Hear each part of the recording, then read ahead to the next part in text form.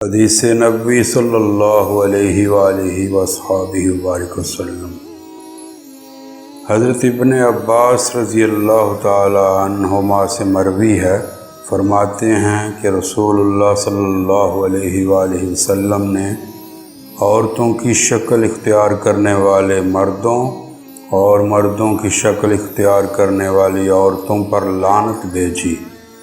اور ایک روایت میں ہے کہ رسول اللہ صلی اللہ علیہ وآلہ وسلم نے